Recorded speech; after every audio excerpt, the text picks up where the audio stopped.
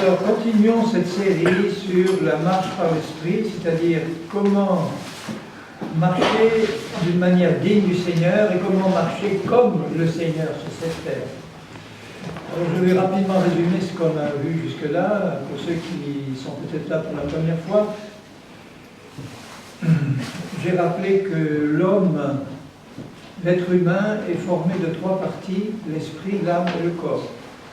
Et que ces trois parties ont été rachetées par le Seigneur Jésus. Rachetées de quoi? Du péché, de la condamnation et de la mort, parce que quand Dieu a créé l'être humain au départ, il était pur et saint, il ne devait pas mourir, il ne devait pas être malade, il devait rester éternellement dans la présence de Dieu. Mais Dieu avait mis un test de fidélité. La fidélité doit toujours être testée, et pour être testée, il fallait que Dieu donne la liberté de choix à l'homme. Si nous n'avons pas la liberté de choisir, on ne peut pas être testé dans notre fidélité.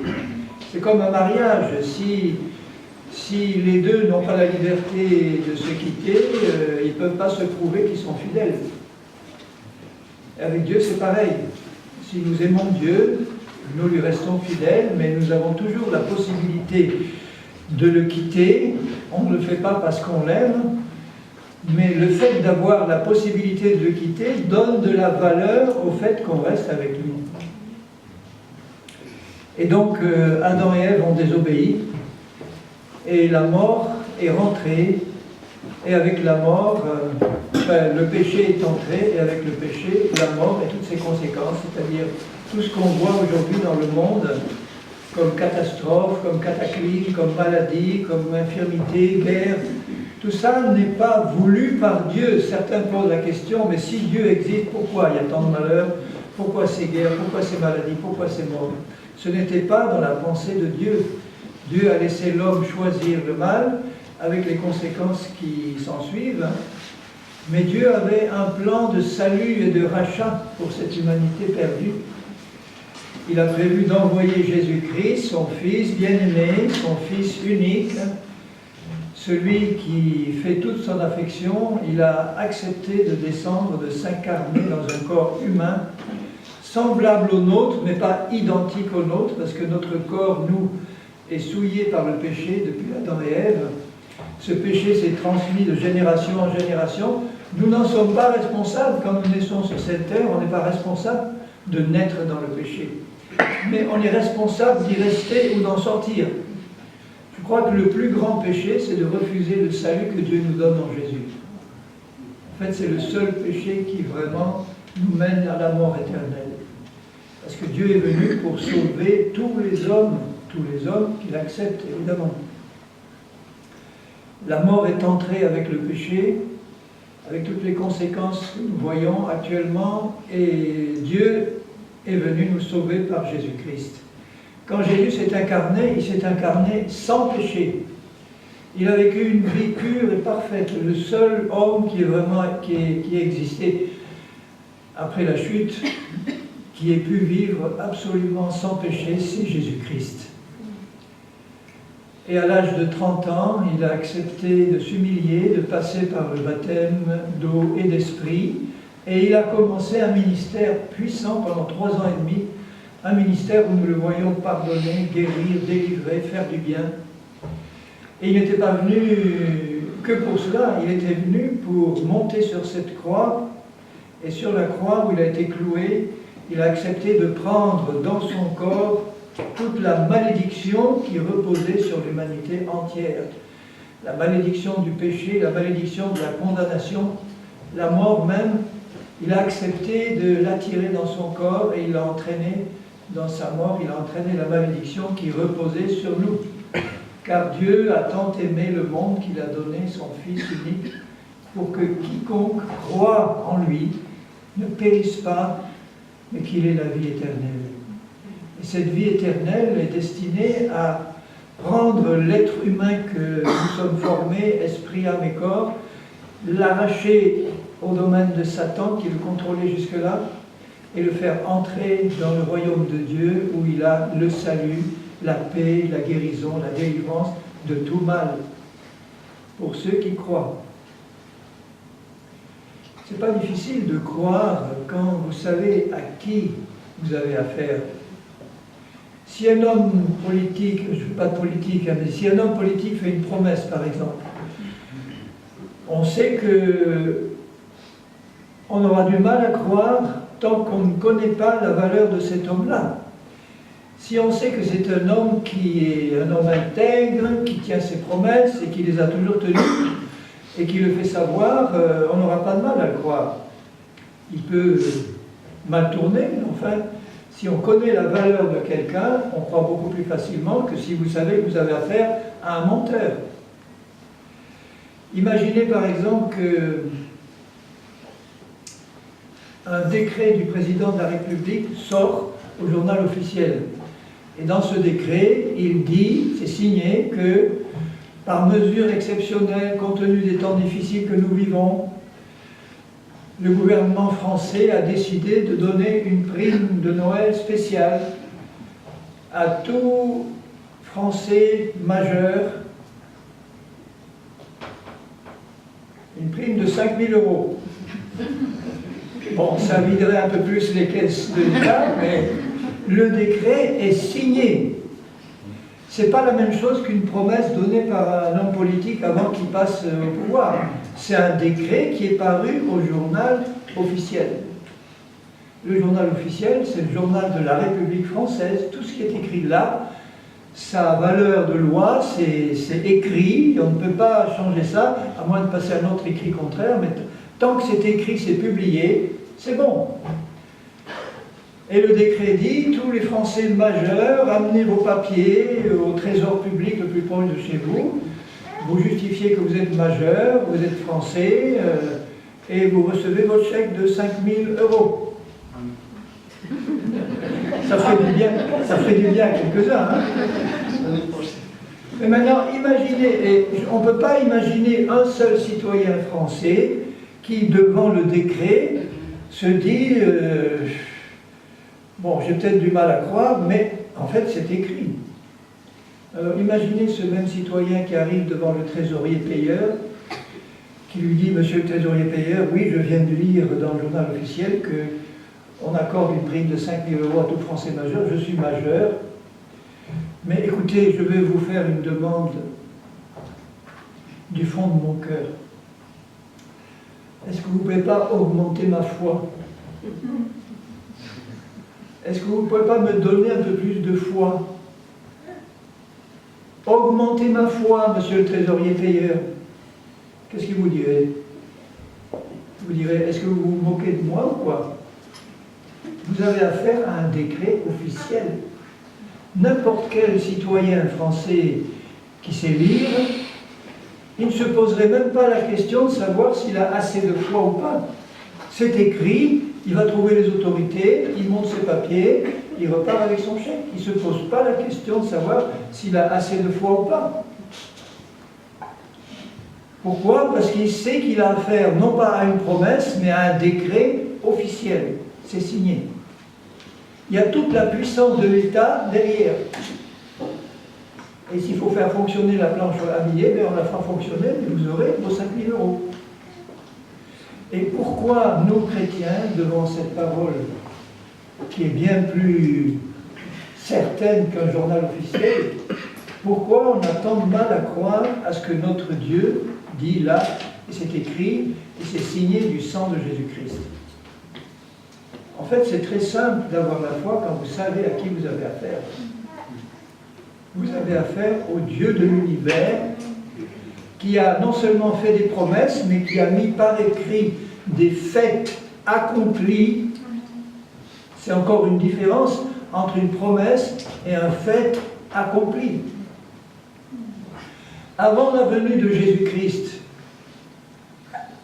il y a eu des gens dans le passé qui ont été pardonnés et guéris. Mais ils ont été pardonnés et guéris en vertu du futur sacrifice que Jésus allait accomplir. Ils ont été pardonnés et guéris en quelque sorte à crédit. Parce que quelqu'un allait payer pour eux plus tard. C'est ça le principe du crédit. Vous allez dans un magasin, on vous donne un bien à crédit parce qu'on a confiance en vous et à cause de ce que vous représentez, on vous fait crédit pour payer plus tard, mais vous avez le bien tout de suite. Nous, c'est pas ça. Nous, c'est après Jésus. Nous, c'est payer d'avance.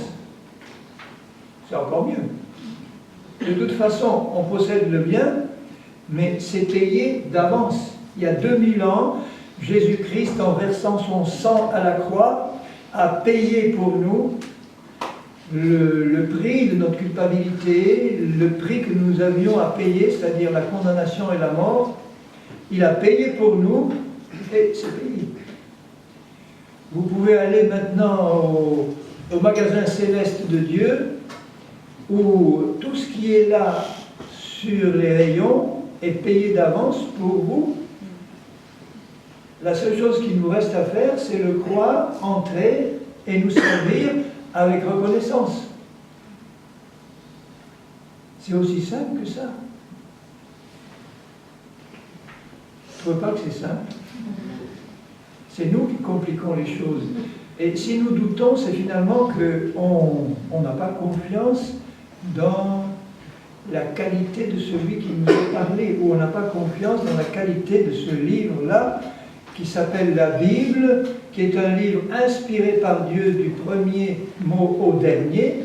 Avant, je ne le croyais pas. Hein. Pour moi, c'était un livre, avant ma conversion, c'était un beau livre d'histoire, un livre fermé, un livre que je n'aimais pas lire parce que je n'y comprenais pas grand-chose. J'y voyais plein de contradictions, je voyais des cadavres et des massacres partout. L'évangile, oui, j'avais une admiration pour la personne de Jésus et je me disais, si j'avais vécu du temps de cet homme-là, j'aurais aimé le connaître. Mais maintenant, il est loin. Et ça doit être difficile de le rencontrer. Et quand j'ai su à quel point c'était facile de rencontrer Jésus-Christ, quand on m'a dit qu'il est vivant maintenant, il est ressuscité maintenant, il a payé le prix de nos péchés, il a payé la condamnation qui devait tomber sur moi et tomber sur lui, et tout ce qu'il me reste à faire, c'est le reconnaître, me précipiter à ses pieds et dire « Seigneur, je reconnais que je suis pécheur ». Pour moi, c'était très dur de me reconnaître pécheur parce que j'étais, à mes yeux, quelqu'un de bien. Ce sont les pires, ceux-là. Ceux qui se croient bien, qui n'ont pas besoin de Dieu, tout leur réussit. Tout m'a réussi dans la vie, tout. J'étais conseiller ministériel à 27 ans, directeur financier d'une société d'État à 29, professeur d'université, enfin enseignant à l'université à 30, marié avec une femme extraordinaire, des beaux enfants, tout allait bien. On n'a pas besoin de Dieu dans ce cas-là. Et je me disais quand même, je ne suis pas trop sûr de ce qu'il y a après la mort, j'aimerais bien savoir. Mais on est jeune, tout va bien. On verra plus tard, quand je serai vieux, ça sera le temps d'y penser. Et puis nous avons perdu une fille à l'âge de 5 ans et demi d'un accident brutal, mort immédiate. Et là, quand vous vous retrouvez dans cette situation, que la mort frappe à votre porte, vous vous dites, demain, tu peux perdre ta femme encore, tu peux perdre un enfant, tu peux perdre ta vie, toi, et après, qu'est-ce qu'il y a après? Je croyais en Dieu, en catholique pas trop pratiquant, mais il y a une différence entre croire en Dieu et le connaître et être sûr qu'il existe. Et le jour de l'enterrement, il y a un collègue de l'université, un professeur de finance, de comptabilité, pas du tout le mystique, qui s'approche de moi, qui me regarde bien dans les yeux et qui me dit « Henri, Dieu existe et Jésus-Christ est vivant. » C'est pas une longue prédication. Mais quand c'est dit par quelqu'un qui connaît Dieu, c'était un frère né de nouveau, il y a quelque chose qui passe, je vous assure. Je n'avais pas eu envie d'en parler sur le moment, mais dans mon cœur, je savais qu'il savait. C'est comme ça que ça a commencé.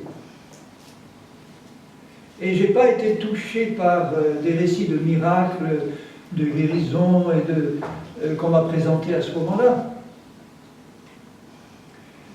Parce que moi qui suis né à Lourdes, je disais oui, les protestants, ils ont des miracles, mais nous, les catholiques, on en a aussi. Donc ça ne me touchait pas les récits même de résurrection que j'ai pu entendre avant de ma conversion, ça ne m'a pas vraiment touché. Je dis, bon, ok, on a constaté des miracles, oui, bon. Mais ça m'a donné envie d'aller dans une église comme ça. Pour moi, c'était une secte. J'y suis allé parce que la personne qui prêchait, qui était un pasteur de passage, avait un témoignage assez extraordinaire que j'avais envie d'entendre. Mais je me suis fait tout petit au fond, parce que je me disais, s'il y a un de mes étudiants ici, ma réputation... Donc, faisons basse, mettons-nous dans un coin. Et là, ce qui m'a touché, c'est le message de l'Évangile prêché par quelqu'un qui était mort et ressuscité, qui avait vu le ciel, l'enfer, qui avait parlé à Jésus face à face, et qui disait, avec les larmes dans les yeux, mais il faut que vous sachiez que tous les hommes sont pécheurs, tous, sans exception. Et pour convaincre de péché un professeur de psychologie, il faut un grand, grand miracle. Tous les hommes sont pécheurs, tous sont condamnés à mort par un Dieu juste qui ne peut pas laisser le péché comme ça sans le condamner. Il ne serait pas juste. Mais comme il a tant aimé le monde et qu'il ne voulait pas le condamner, il a envoyé son propre fils pour être condamné à notre place.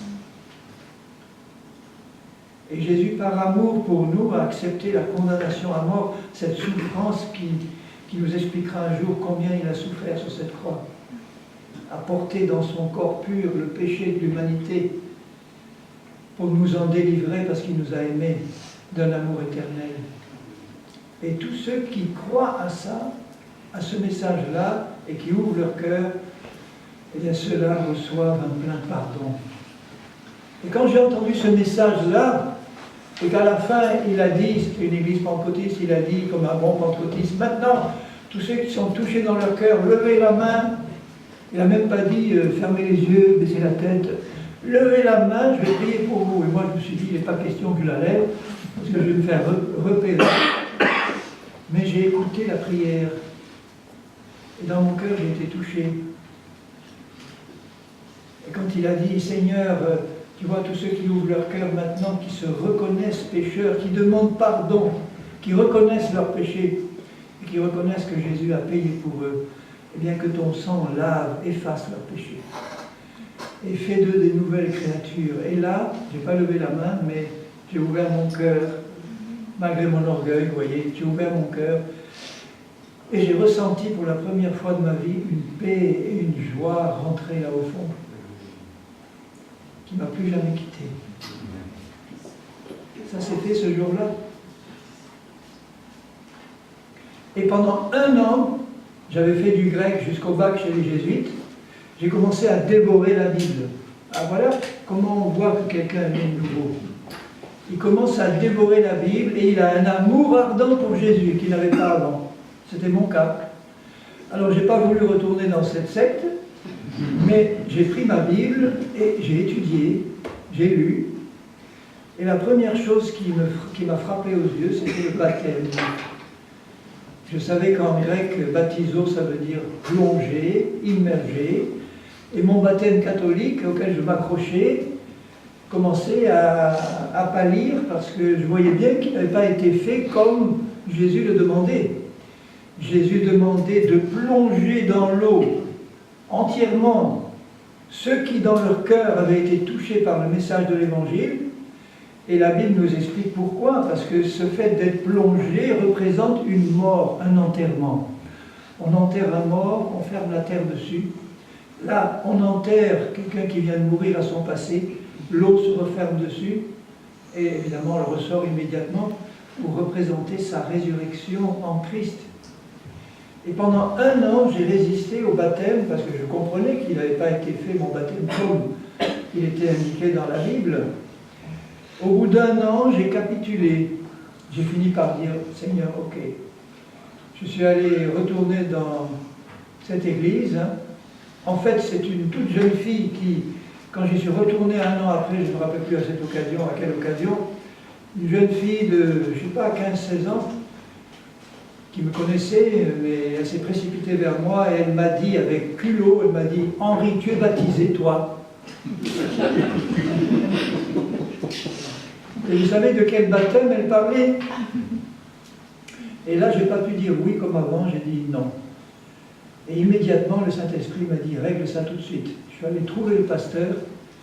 Le pasteur, c'était le frère Ancé, que certains ont pu connaître. Je suis allé le trouver, je lui ai dit, frère, je veux être baptisé aujourd'hui, vous entendez? Je ne l'aurais pas lâché. Aujourd'hui! Il m'a regardé, il y avait un service de baptême 15 jours après. Il aurait pu dire, cher frère, attendez. Il a senti que je n'allais pas le lâcher, quoi. Il a dit, je prends 2 témoins et on rentre chez vous. Les 2 témoins, c'était Pierre Truchel et un autre, un ancien de l'église. Je suis rentré chez moi, il n'y avait même pas ma femme. J'ai rempli la grande baignoire qu'on avait, j'étais beaucoup plus maigre qu'aujourd'hui. Je me suis plié en 4 et j'ai été plongé. Et vous savez ce qui s'est passé le même jour? J'ai été puissamment visité par le Saint-Esprit et j'ai été baptisé du Saint-Esprit le même jour. Et quand je me suis vu parler en langue, là j'ai compris que la psychologie pouvait servir à quelque chose, parce que j'ai compris que je n'étais pas fou.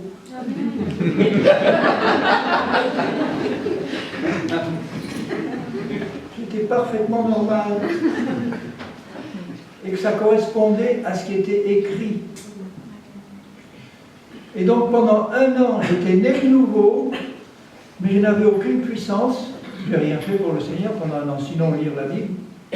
Alors que dès que j'ai été rempli de l'Esprit, ça n'a pas fait de moi un saint du jour au lendemain, mais j'ai été rempli de la puissance. Le lendemain, je suis allé trouver mon grand directeur à l'université, et je lui ai dit, les yeux dans les yeux, je lui ai dit, Jacques, ma salle de psycho, est-ce que je peux l'utiliser pour annoncer l'évangile? Il m'a regardé et il a dit oui. Ça, c'est un miracle, parce qu'à l'université française, on ne fait pas ça.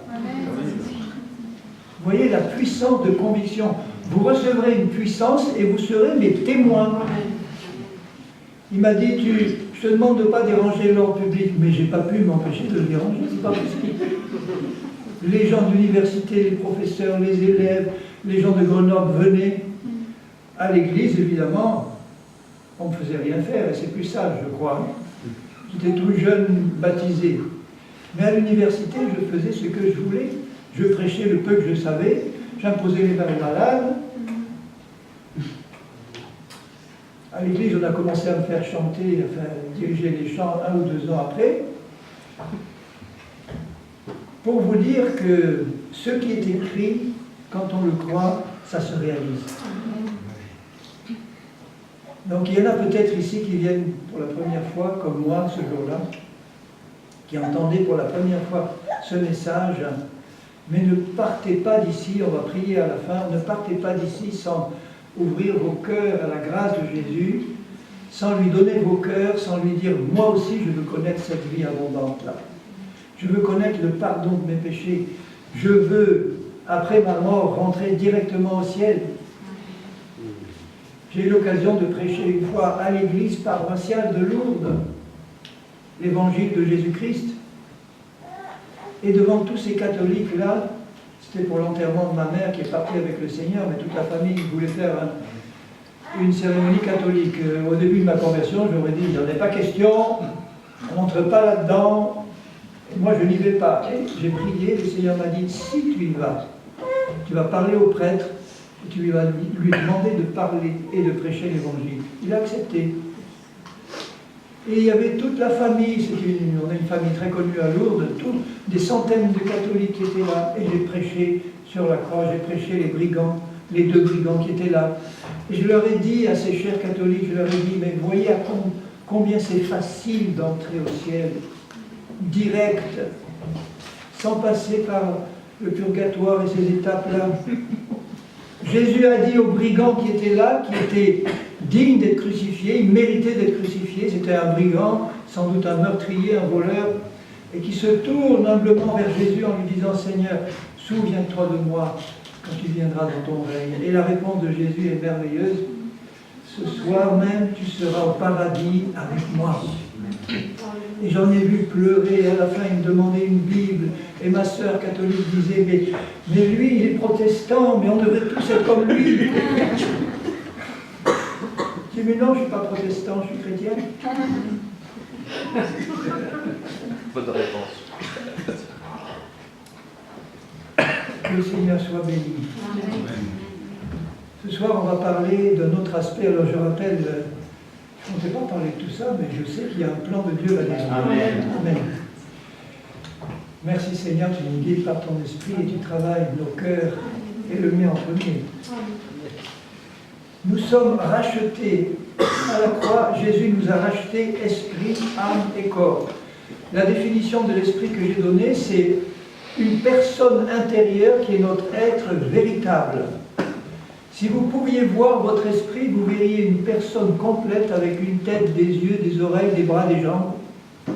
Notre corps, si vous voulez, c'est le gant qui se met sur la main. La main, c'est l'esprit, et le corps, c'est le gant qui est enfilé sur la main. Notre esprit à l'intérieur a la même forme que notre corps, mais il est fait d'une substance qui n'est pas mortelle, qui est invisible, et quelqu'un qui meurt, son esprit sort de son corps et retourne à Dieu s'il a accepté Jésus comme Sauveur et Seigneur, ou va à la condamnation éternelle s'il ne l'a pas accepté. Notre esprit à l'intérieur, c'est la personne que nous sommes à l'intérieur, la vraie personne, qui, lorsque nous nous repentons et que nous acceptons Jésus comme Sauveur et Seigneur, Dieu fait passer notre esprit par une nouvelle naissance. Notre esprit qui était coupé de Dieu, plongé dans le péché, sous la condamnation, sous le contrôle de Satan, Dieu le fait mourir et il le recrée immédiatement à neuf, à son image à lui, dans la sainteté, la pureté et la justice de Dieu. Ça, je crois que c'est la vérité la plus importante que vous devez garder de ce séminaire-là, peut-être s'il y en avait une à garder.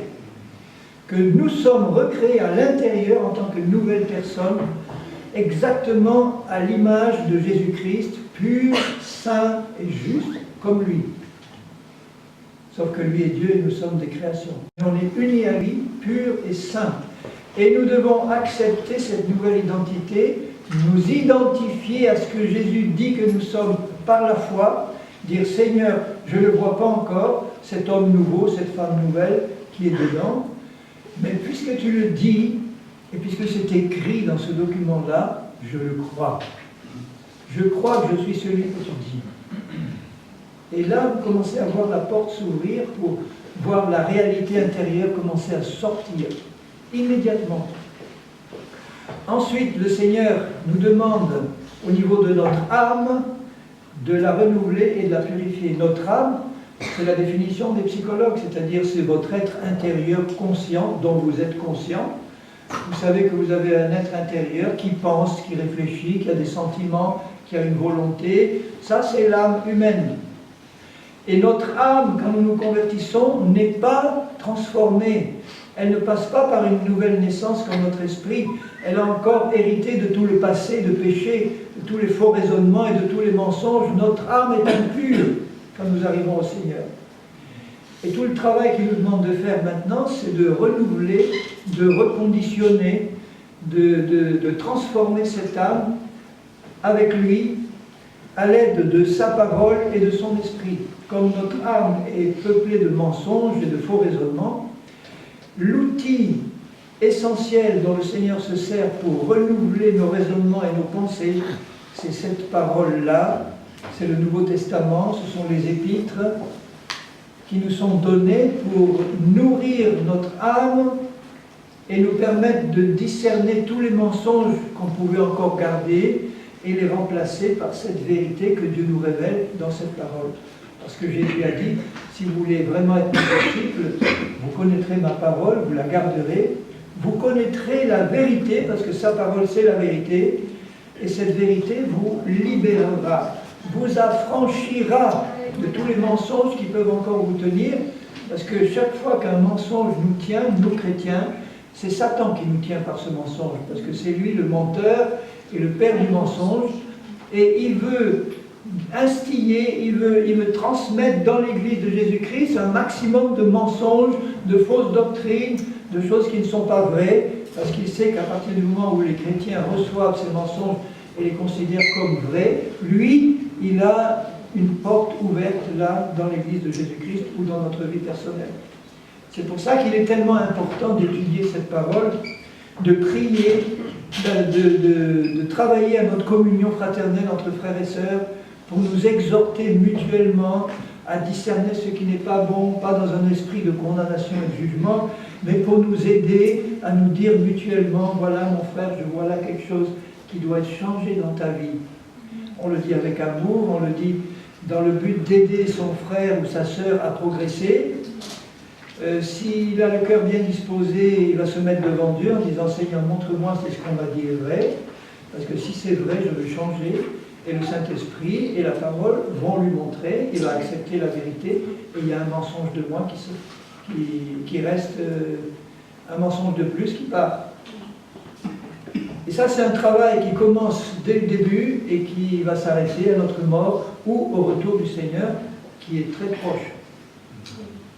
Le retour du Seigneur, il est tellement proche que la plupart de vous, si je vous disais quand, vous ne me croiriez pas.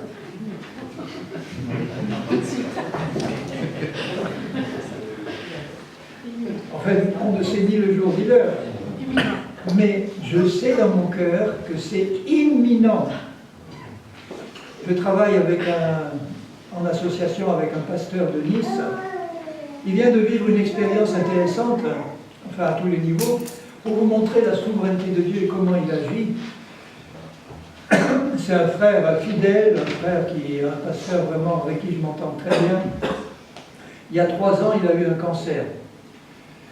Et honnêtement, il n'a pas eu la foi, il le reconnaît, la foi pour laisser Dieu le guérir. Donc il s'est fait examiner, alors évidemment, biopsie, cancer, traitement lourd, chimio. Et il commence son traitement pénible et il me dit, en plein milieu du traitement, Dieu lui parle par voix audible. J'ai entendu la voix de Dieu. Bon, ça c'est Dieu qui est souverain. Il ne promet pas à tout le monde, mais à lui ça lui arrive. J'ai entendu la voix audible de Dieu qui me dit « Arrête ton traitement, je veux te guérir ». Il est allé immédiatement trouver le médecin en lui disant « Dieu m'a parlé, Dieu m'a demandé d'arrêter le traitement parce qu'il veut me guérir ». Évidemment, le médecin l'a traité de fou. Il dit « Mais vous allez à la mort ». Et quelques temps après, il allait très bien, les examens ont montré que le cancer était parti. Après, il me dit, mais attends, c'est pas fini. Je crois 1 an après, il avait de fortes douleurs dans la tête, il se fait examiner. On découvre 2 tumeurs dans le cerveau, derrière les 2 yeux. Une tumeur derrière chaque œil. Même topo, le médecin lui dit, bon, non seulement il faut le chimio, mais il faut opérer. C'est opérable, donc on va ouvrir le crâne, parce qu'il faut aller derrière les yeux. Et on va enlever les tumeurs, plus chimiothérapie, etc. Et il s'est laissé faire. Enfin, moi, j'aurais sans doute laissé le Seigneur, mais il avait un plan, le Seigneur là derrière. Donc, ils ont ouvert, enlevé les 2 tumeurs, et ils ont fait une erreur d'opération. En enlevant les tumeurs, ils ont coupé un bout de cerveau qui contrôle la gestion de l'urine et de l'eau dans le corps. Donc, il urinait en permanence des litres et des litres, il se vidait. Et les docteurs ont vu qu'il allait à la mort, ils lui ont donné un produit chimique pour essayer de corriger un peu le problème. Lui était épuisé par les traitements, et il me dit même chose, pas de voix audible cette fois, mais le Seigneur lui met la conviction dans le cœur, il lui parle dans son cœur et il lui dit « Arrête tout traitement, je veux te guérir ». Alors les docteurs à nouveau l'ont traité de fou, il a arrêté tout traitement. Et le docteur lui a dit, écoutez, je vous donne 15 jours, dans 15 jours vous serez mort. 15 jours après, il était en pleine forme. Il a trouvé le docteur, qui n'en revient pas, qui lui dit, on fait un scanner tout de suite. Il fait un scanner, le docteur regarde, il dit, mais... Alors là, je ne comprends plus rien, parce que le bout qu'on avait coupé par erreur, il est reconstitué. C'est pas... Un cerveau, c'est pas comme le foie, ça ne se reconstitue pas. C'est un miracle. Bon, le voilà en pleine forme, il reprend ses activités. Il me dit, mais attends, c'est pas fini, il y a quelques mois, voilà un 3e cancer qui se déclare. Il avait l'avant-bras qui gonflait, la main qui se paralysait. Alors, examen à nouveau, biopsie et diagnostic, un sarcome musculaire foudroyant. C'est un cancer des muscles qui se répand de manière foudroyante dans tout le corps. Le médecin lui dit, il n'y a pas de traitement efficace, le seul traitement c'est qu'il faut vous amputer le bras d'urgence. Alors il rentre chez lui, sa femme pleure, les enfants, et il est là dans son lit, et il était épuisé par les traitements antérieurs, il dit maintenant on va couper le bras encore.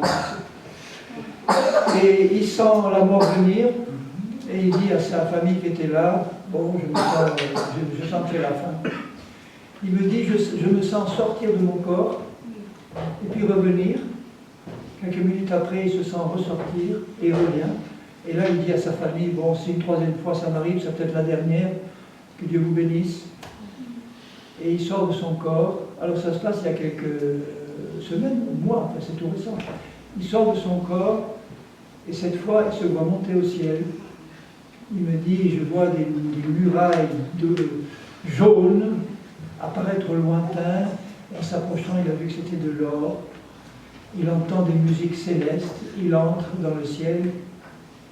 J'ai rencontré plusieurs personnes qui sont soit mortes et ressuscitées, soit que Dieu avait amenées au ciel en esprit, qui toutes m'ont raconté les merveilles qu'elles ont pu voir, dont une jeune missionnaire du Paraguay qui disait, tu sais Henri, quand je me suis retrouvé là devant ce ciel de gloire, l'atmosphère du ciel c'est l'amour. Tu respires l'amour à plein poumon.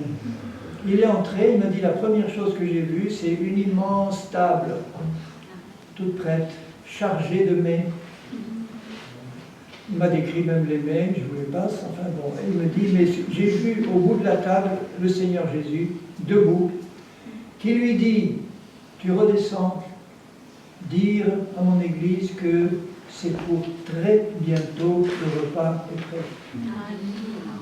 Et il est redescendu. Et quand il s'est retrouvé dans son lit, il a vu une main transparente lui saisir le coude et le Seigneur lui dit « ça n'ira pas plus loin ». Et il avait une tumeur de 22 cm qui en quelques jours ou quelques semaines, il y a une quinzaine de jours, il est allé faire un examen à Lyon et la tumeur était réduite à 2 cm, elle était en train de partir. Dieu veut sauver, Dieu veut guérir. Ce que Dieu a fait pour ce frère, c'est un acte souverain de Dieu.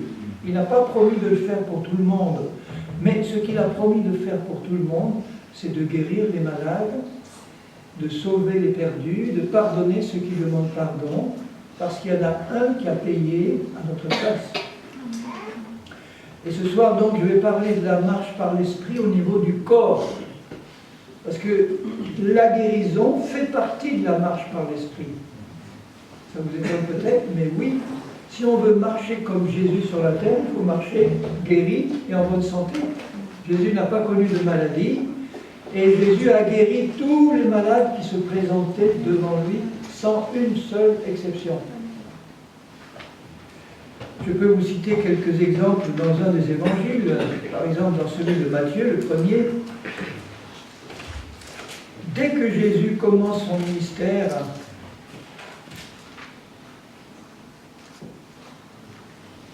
dans Matthieu au chapitre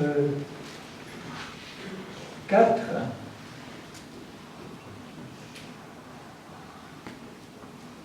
et au verset 23, Matthieu 4, 23, Jésus parcourait toute la Galilée. Ça, c'est tout de suite après son baptême d'eau et d'esprit. Jésus parcourait toute la Galilée, enseignant dans les synagogues. Pourquoi il enseignait? Parce que son enseignement produisait la foi.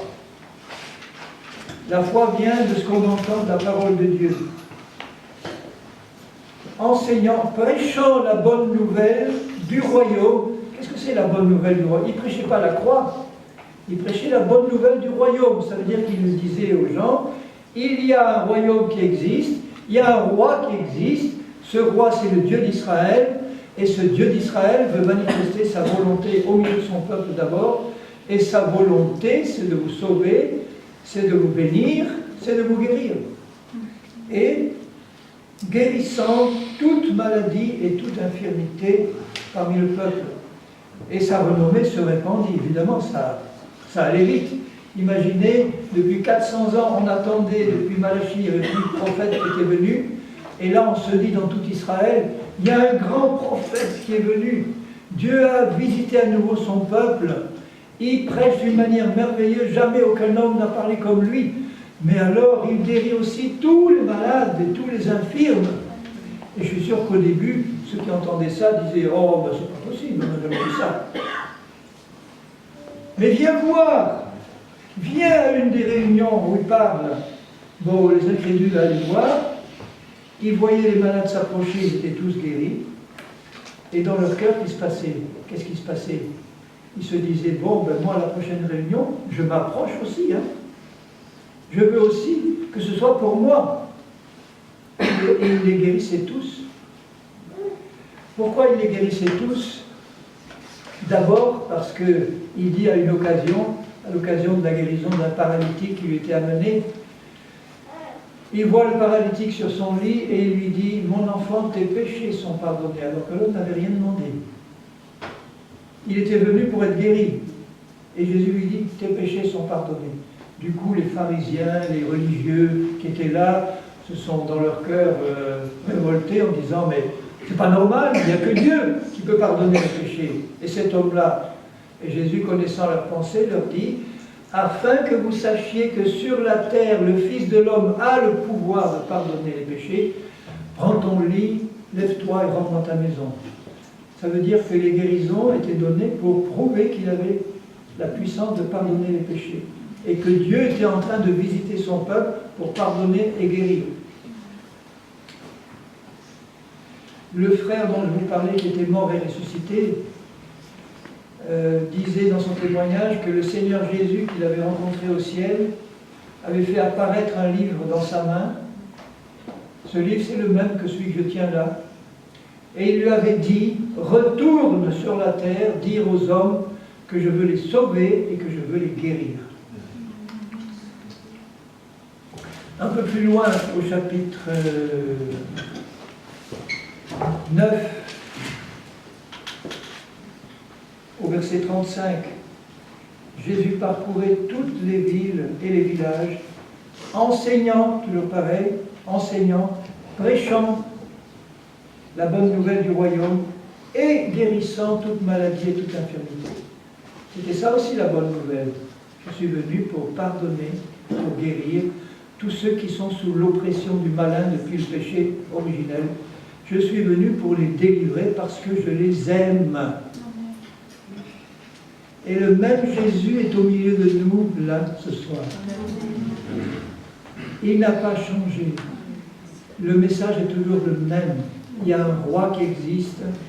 C'est le Dieu d'Israël. C'est maintenant le Dieu de tous les sauvés du monde entier. C'est le Dieu de l'univers. Il a toujours la même volonté de pardonner, de bénir et de guérir. Et il a envoyé ses disciples avec le même message au chapitre 9 et au verset 36. Voyant la foule, ces foules déclopées de malades, des gens qui avaient le cœur brisé, des pécheurs, des estropiés, des aveugles, des sourds, des muets, des cancéreux, qui suivaient là. Cette foule-là, Jésus la regarde et il est écrit, il fut ému de compassion. Dans son esprit, dans son âme, dans son cœur, il y a l'amour, la compassion. Compassion, ça veut dire souffrir avec. Il souffrait avec eux. Mais il ne se contentait pas de souffrir avec eux. Il savait qu'il avait été envoyé pour les libérer de ce fardeau. Les libérer de ce joug. Il allait de lieu en lieu, faisant du bien, guérissant tous ceux qui étaient sous l'oppression du malin. Le péché, la maladie, c'est une oppression du malin. Ce n'est pas la volonté de Dieu pour les hommes. Et c'est pour ça qu'il a envoyé Jésus. Ensuite, il a envoyé au chapitre 10, il a appelé ses 12.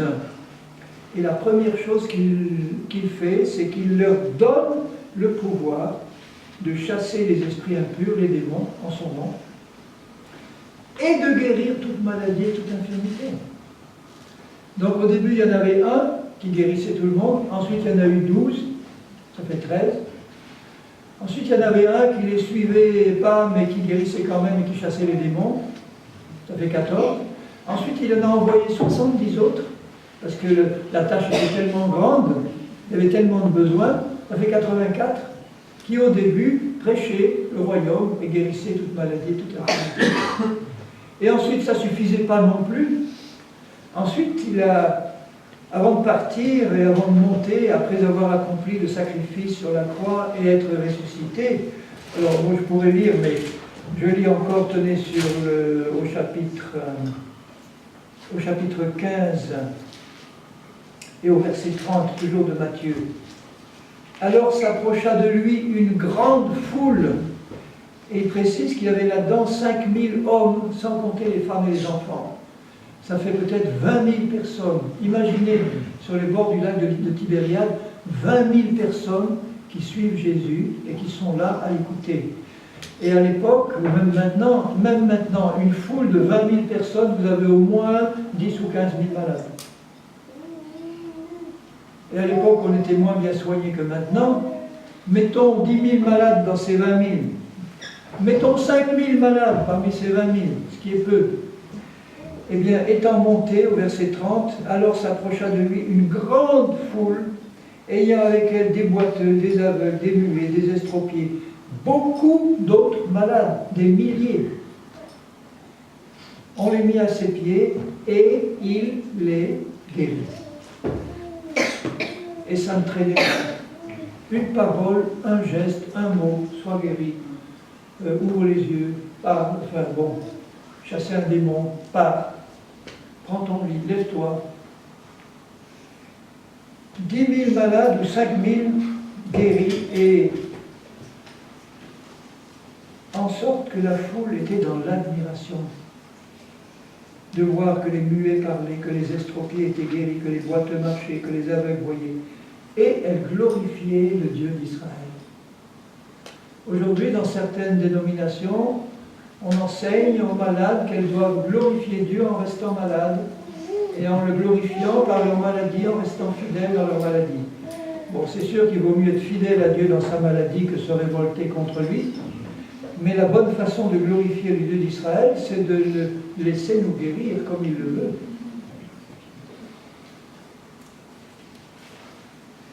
Et il les guérissait tous. Maintenant, si je reviens dans Matthieu 8, vous allez voir pourquoi, en fait, il a guéri tous les malades, pour nous permettre, nous maintenant, qui marchons par l'Esprit, un chrétien qui marche par l'Esprit dans son âme, s'il est paralysé à vie dans un lit il ne va pas pouvoir vraiment donner un témoignage de la gloire de Dieu, ni servir Dieu sur cette terre. Il ne va pas pouvoir manifester la pleine vie de l'Esprit dans ce corps-là. Il faut que dans son corps, la vie de l'Esprit passe aussi. Et au chapitre 8, au verset 1, Jésus vient de donner ce magnifique sermon sur la montagne, qui touche encore tellement de cœur, et en descendant de la montagne, une grande foule le suivit. Et voici un lépreux, s'étant approché, se prosterna devant lui. Les lépreux, c'était vraiment les parias à l'époque. Ils ne pouvaient pas s'approcher de personne, ils avaient des endroits qui leur étaient réservés, personne ne pouvait ni les approcher, ni bien sûr les toucher. Et là, il ose s'approcher et il se prosterne. Et il dit, Seigneur, si tu le veux, tu peux me rendre pur, me guérir. Il avait, ce lépreux, le même problème que beaucoup de chrétiens ont aujourd'hui, de dire à Dieu, Seigneur, je sais que tu es Dieu, tu es tout-puissant.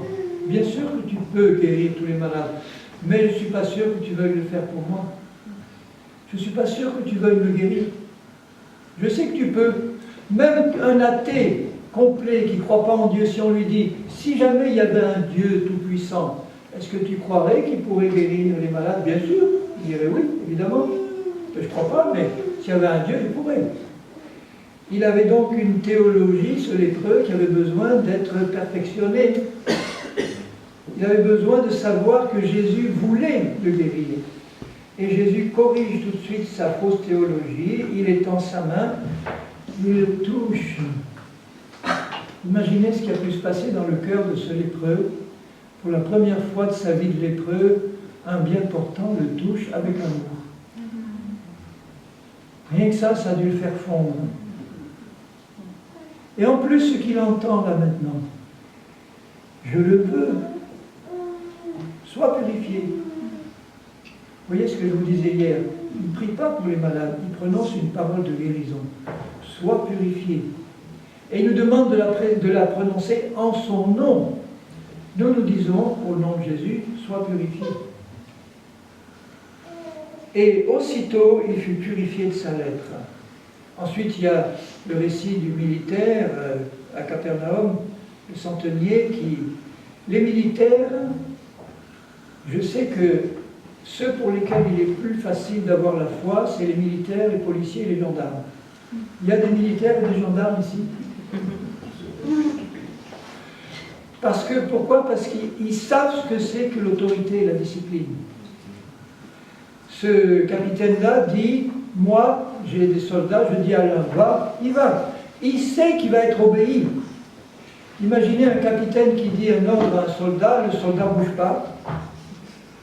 Et le capitaine dit, soldat, exécution. Et le soldat lui dit, mon capitaine, j'ai besoin de davantage de foi pour faire ce que vous me demandez. Il aurait vite fait de l'envoyer au Niouf.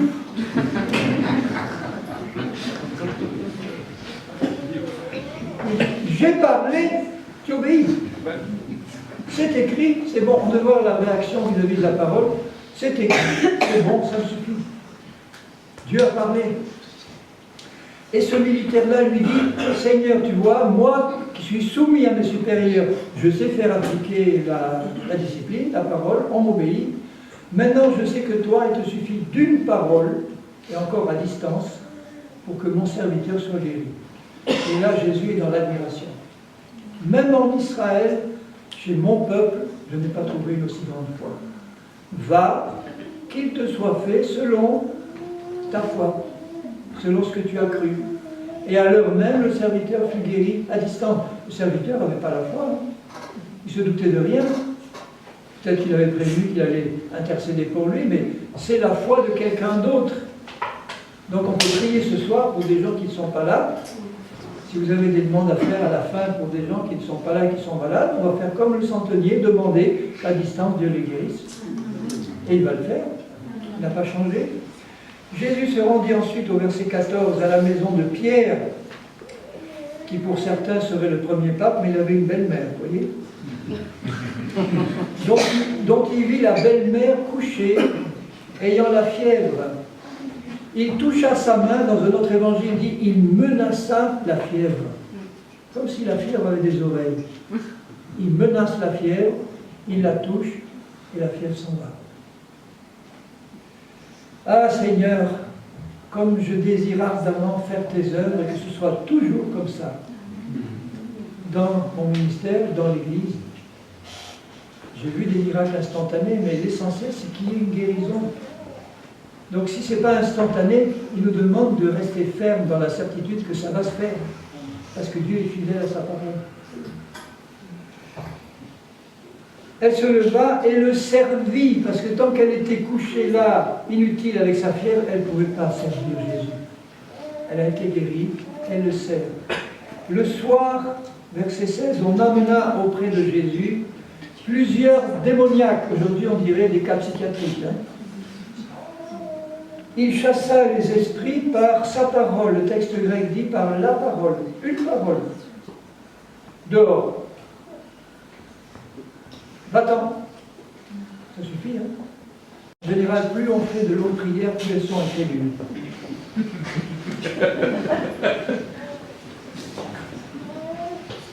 Je veux juger personne, hein, parce que vous ne pouvez pas savoir combien de longues vous allez en faire, moi aussi. Hein. Et Jésus dit, ne vous imaginez pas que c'est à force de longues prières que vous allez être exaucés. Mais s'il voit la foi dans une courte prière, alors là, elle est exaucée immédiatement. Il chassa les esprits par sa parole et il guérit tous les malades de la ville qui étaient là. Dans l'évangile de Luc au chapitre 10, il envoie ses disciples en leur disant « Allez de ville en ville Et dans la ville où vous allez, vous prêchez, vous guérissez tous les malades qui s'y trouvent. Il leur donne cet ordre. Pourquoi il peut leur donner cet ordre? Parce qu'il leur a donné le pouvoir de guérir. Et donc, s'ils partent avec la certitude qu'ils ont reçu ce pouvoir, ils l'exerçaient dans la foi. Sauf à un moment où ils ont eu un coup dur. Ils ont essayé de chasser un démon, ils n'ont pas pu. Et si Jésus n'était pas intervenu à ce moment-là pour le chasser, ils auraient commencé à bâtir une théologie pour dire Jésus nous a donné le pouvoir de chasser les démons, là on n'a pas pu, donc c'était que Dieu ne voulait pas les chasser. Et ils auraient bâti une théorie là pour expliquer leur incrédulité. Jésus arrive, il chasse le démon d'une parole, et les autres disent et comment ça se fait, Seigneur, pourquoi on ne l'a pas chassé lui? C'est à cause de votre incrédulité. Ils ont essayé, et ça n'a pas marché.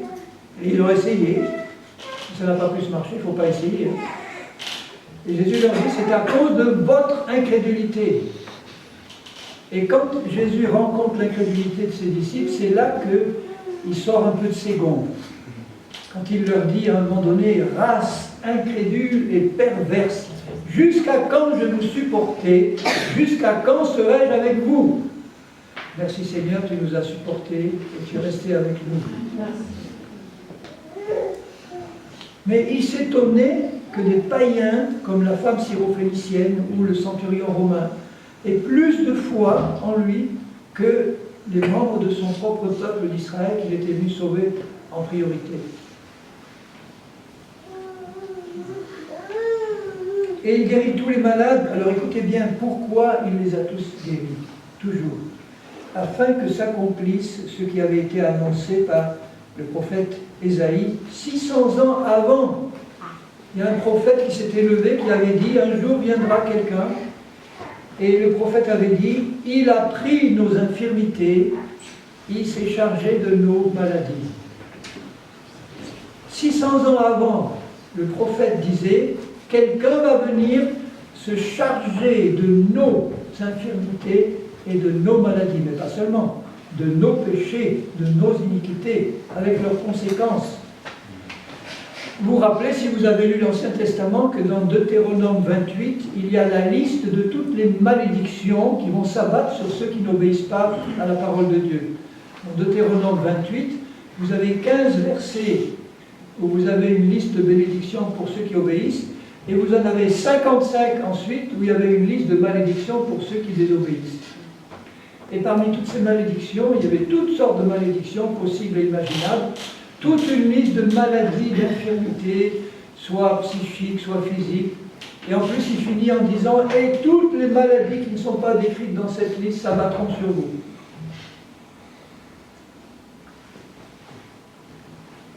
Et dans Galates 3,13, je vous le lis parce qu'il faut le lire, dans l'épître de Paul aux Galates, Galates chapitre 3, il est écrit ceci. Au verset 13, Christ nous a rachetés de la malédiction de la loi, parce qu'il est devenu malédiction pour nous, à notre place. Donc au moment où il était cloué sur cette croix, il a pris dans son corps tous nos péchés, toutes nos iniquités, depuis celle du premier homme jusqu'au dernier, et toutes nos maladies, toutes nos infirmités, toute la condamnation, tout le jugement qui devait venir sur nous à cause de notre désobéissance, il l'a pris dans son corps par amour pour nous. Il nous a rachetés de la malédiction de la loi. Mais l'ennemi, lui, c'est pas parce qu'il y a ça qui est écrit qu'il va obéir, lui. Satan est un rebelle de nature. On sait que dans le monde qui nous entoure, il y a des lois. Il est par exemple interdit de braquer des banques. Est-ce que ça empêche les braqueurs de braquer les banques? S'ils peuvent, ils vont le faire. Mais s'il y a une bonne police, une bonne justice, une bonne gendarmerie, et qu'on empêche les braqueurs de le faire, ils ne le feront pas parce qu'on va faire respecter la loi. Donc Satan sait très bien que nous avons été rachetés de la malédiction, mais il va s'efforcer de l'introduire s'il peut. Il n'a pas le droit. Et s'il voit qu'en face, il n'y a pas une bonne police, une bonne gendarmerie spirituelle pour lui faire respecter la loi de force, il le fera, bien qu'il n'en ait pas le droit. Et nous sommes les gendarmes ou les militaires de Dieu. On doit faire respecter la loi de Dieu. Et quand Satan vient nous attaquer, il faut oser l'aborder en face, lui résister en lui disant, il est écrit, Satan, il est écrit que dans Matthieu 8, verset 17, il est écrit dans la parole de Dieu, il y en a un qui s'est chargé de mes maladies et de mes infirmités, et par ces meurtrissures qu'il a reçues là, j'ai été guéri. C'est fait. À la limite, il ne serait même pas nécessaire de prier Dieu pour être guéri, parce que lui nous dit dans sa parole qu'il nous a déjà guéris par les meurtrissures de Jésus-Christ. Les meurtrissures, c'est-à-dire on lui a arraché la barbe, on lui a donné des coups de poing, on lui a planté une couronne d'épines sur la tête, il a saigné, on l'a fouetté de verges, des fouets avec des crochets ou des bouts d'os au bout, et il était sanguinolent de la tête aux pieds, on l'a battu de verges, ensuite on l'a cloué sur cette croix, il a versé jusqu'à sa dernière goutte de sang, et nous avons été rachetés de nos péchés par son sang, et nous avons été guéris par toutes les blessures et les meurtrissures qu'il a subies sur son corps. Et pourquoi dans la scène nous prenons le pain avant le vin? Parce que le pain représente le corps et le vin représente le sang. Et Jésus a d'abord été meurtri dans son corps avant de verser son sang. Son sang est sorti de ses meurtrissures. C'est par les meurtrissures qu'on est déjà guéri. On a été guéri avant d'être pardonné en somme. Les deux sont inclus, mais il a été meurtri avant de verser son sang. Il a été meurtri pour notre guérison et il a versé son sang pour notre pardon. Et tout a été accompli et c'est fait. Ça y est, il n'y a plus à y revenir. Maintenant, si on revient à Ésaïe, on va voir ce que Ésaïe dit. Dans Ésaïe 53, le prophète Ésaïe dit ceci. Bon, ce soir, je prends un peu plus de temps, hein, parce que je veux finir ça. Mais enfin, disons 10 minutes de plus. Soyez patients. Ensuite, on va prier. Il va se passer des choses. Amen. Parce que le Seigneur est présent au milieu de nous, mais il commence à agir dès qu'on commence à prier avec foi. C'est là qu'il se passe des choses. C'est là qu'on doit attendre à ce qu'il se passe des choses. Alors dans Ésaïe 53, il est dit ceci. Qui a cru à ce que nous avons annoncé? Déjà, il se demandait qui allait croire. Qui a reconnu le bras de l'Éternel? Il s'est élevé devant lui comme une faible plante, comme un rejeton qui sort d'une terre desséchée. Il n'avait ni beauté ni éclat pour attirer le regard. Là, c'est Jésus sur la croix. Son aspect n'avait rien pour nous plaire, méprisé, abandonné des hommes, homme de douleur, habitué à la souffrance, semblable à celui dont on détourne le visage. Nous l'avons dédaigné, nous n'avons fait de lui aucun cas. Cependant, il a porté nos souffrances, il s'est chargé de nos douleurs. Les mots hébreux sont mal traduits. La bonne traduction, je viens de vous la lire dans Matthieu. Il s'est chargé de nos maladies, de nos infirmités, et aussi de nos douleurs. Mais les mots qui sont utilisés là sont utilisés uniquement pour les maladies. Il ne s'agit pas de douleurs spirituelles ou de douleurs de l'âme. Ce sont des douleurs associées aux infirmités, aux maladies. Et nous l'avons considéré comme puni, frappé de Dieu et humilié. Mais il était blessé pour nos péchés. Vous voyez, là encore, les infirmités viennent avant les péchés. Il était blessé pour nos péchés, brisé pour nos iniquités. Le châtiment qui nous donne la paix, qui nous réconcilie avec Dieu, est tombé sur lui. Et c'est par ces meurtrissures que nous sommes guéris. Le prophète, il parle au présent parce qu'il voit les choses futures comme si elles étaient déjà réalisées. Il voit déjà que c'est déjà fait pour Dieu. Et que les meurtrissures de Jésus, de tout temps, ont apporté la guérison. Depuis le premier malade cité dans la Bible, c'est-à-dire Abimélec, qui avait l'ami d'Abraham dont le peuple était malade parce qu'il avait pris la femme de Sarah, où les femmes étaient stériles. Donc quand il lui a rendu sa femme, Dieu guérit le peuple d'Abimelech. C'est la première guérison qui est mentionnée. Jusqu'à la dernière de la Bible qui est mentionnée, là c'est uniquement grâce aux meurtrissures de Jésus que tout cela a pu être rendu présent pour nous. Maintenant, le verbe au verset 4, il a porté, regardez ce verbe, nasa en hébreu, nasa, le verbe porter, il a porté nos maladies. Vous avez au verset 12, à la fin du verset 12 du même chapitre, parce qu'il a porté les péchés, c'est le même verbe, nasa, il a porté les péchés de beaucoup d'hommes, exactement comme il a porté les maladies. Et toujours au verset 4, et il s'est chargé de nos infirmités. Le verbe il s'est chargé, sabal, il s'est chargé, c'est le même qui au verset 11, à la fin du verset 11, il se chargera de leurs iniquités. Donc dans un même sacrifice, au même moment sur la croix, il a accompli un seul acte qui nous a à la fois sauvés de nos péchés, guéri de nos maladies. Il a porté nos iniquités, il a porté nos maladies. Il s'est chargé de nos offenses et de nos péchés, et il s'est chargé de nos infirmités.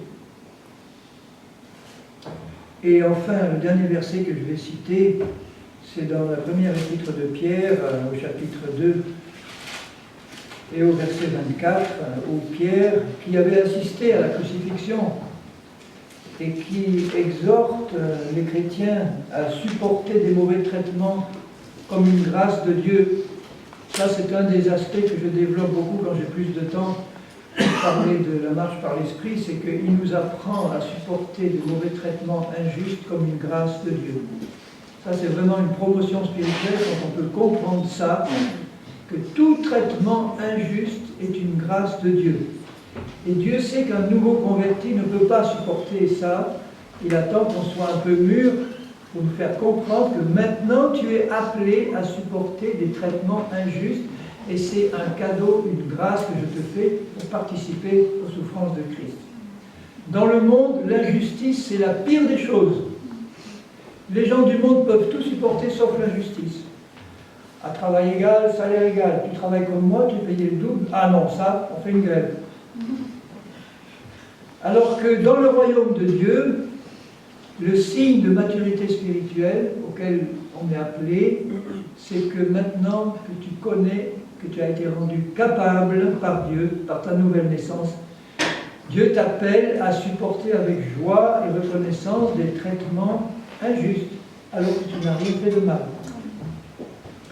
Et il dit, au verset 22, « Lui, Jésus, qui n'a pas commis de péché, dans la bouche duquel il ne s'est pas trouvé de fraude, lui qui, injurié, ne rendait pas d'injure, maltraité, ne faisait pas de menaces, mais qui s'en remettait à celui qui juge justement. Lui qui a porté lui-même nos péchés dans son corps sur le bois. » Vous voyez qu'il n'a pas pris nos péchés dans son esprit, hein. Je dénonce en passant une fausse doctrine qui devient très populaire, c'est la fausse doctrine de la mort spirituelle de Jésus sur la croix, qui consiste à dire que sur la croix, il n'a pas seulement pris nos péchés dans son corps, mais il les a pris dans son esprit, et son esprit a été souillé par le péché, son esprit est devenu l'esprit d'un pécheur, donc il est devenu homosexuel, il est devenu meurtrier dans son esprit. À ce moment-là, son esprit est mort spirituellement. Il a été coupé de Dieu comme un pécheur peut l'être. Et du coup, il est allé en enfer pendant 3 jours pour expier. Et après 3 jours, Dieu, son Père, l'a fait naître de nouveau et l'a ressuscité physiquement. Ça, c'est une abomination des abominations. Parce que si on enseigne que Jésus peut mourir spirituellement sur la croix, il ne peut pas être Dieu. Dieu ne meurt pas spirituellement. Il a simplement ressenti dans son âme cette séparation, parce qu'il ne sentait plus la présence de son Père, mais il savait qu'il était là, puisque Dieu était en Christ réconciliant le monde avec lui-même. Il a senti humainement la séparation, parce que le péché était dans son corps, mais il savait qu'il était Dieu, qu'il était uni à son Père. puisqu'il lui dit « Je remets mon esprit entre tes mains ». Donc il dit là, lui qui a porté nos péchés dans son corps sur le bois, afin que nous, étant morts au péché, nous sommes morts au péché, à la chair et à tous ces démons, nous puissions vivre pour la justice, lui par les meurtrissures duquel vous avez été guéris. Il ne parle pas au présent comme Ésaïe, parce que lui, Pierre, il parle 40 ans après la crucifixion, là. Et dans l'Église primitive, on ne parle pas beaucoup de malades dans les épîtres, parce qu'il n'y en avait pas, en fait. Tout le monde savait ce que c'était que la guérison. Le seul cas où on cite les malades, c'est dans 1 Corinthiens 11, où Paul dit que parce qu'il y en a qui prennent la scène indéniement, c'est-à-dire en état de péché et en le sachant et sans s'être repentis, là, au lieu de prendre une bénédiction, ils prennent une condamnation, ils prennent une maladie. Alors que dans l'Église primitive, on sait historiquement que le moment où les chrétiens prenaient le plus vite leur guérison, c'était en prenant la scène. Parce que là, ça représentait, ils discernaient le corps, et dans ce corps, il y avait leurs péchés et leurs maladies. Et c'était à ce moment-là, ils n'avaient pas l'habitude d'imposer les mains aux malades dans l'Église primitive, ils réservaient ça à l'extérieur. Ils prenaient la scène, et en prenant la scène, ils recevaient leur guérison. Mais là, ce qui est important, c'est de savoir que maintenant, nous ne sommes pas 40 ans après la crucifixion, nous sommes près de 2000 ans après. Nous devons nous rappeler que, par ces meurtrissures, nous avons été déjà guéris. Donc maintenant, si nous voulons marcher par l'Esprit dans notre corps, je vais le compléter demain, la suite que je n'ai pas le temps de développer ce soir. Mais là où je veux en rester ce soir, puisque nous allons prier pour les malades, c'est que dans l'œuvre de la croix, qui nous permet de marcher par l'Esprit maintenant, que nous sommes de nouvelles créatures quand nous avons accepté Jésus, il y a compris pour notre esprit une nouvelle naissance complète. Pour notre âme, le salut de notre âme, c'est le renouvellement de notre âme pour qu'elle soit en accord avec la vérité. Et le salut de notre corps, c'est la guérison en attendant la résurrection. La guérison, c'est un peu un acompte sur la résurrection, pour nous permettre d'atteindre le retour de Jésus en bon état, comme Dieu le veut. Il ne veut pas de chrétiens qui souffrent de maladies et d'infirmités, il veut des chrétiens en bon état pour le servir. Que Dieu soit béni pour sa parole. Que Dieu soit loué pour sa parole. Seigneur, du mieux que j'ai pu, j'ai annoncé ta sainte parole. Et je sais que tu es là au milieu de nous, Seigneur Jésus, pour la confirmer toi-même. Comme tu l'as toujours fait quand tu rencontres la foi.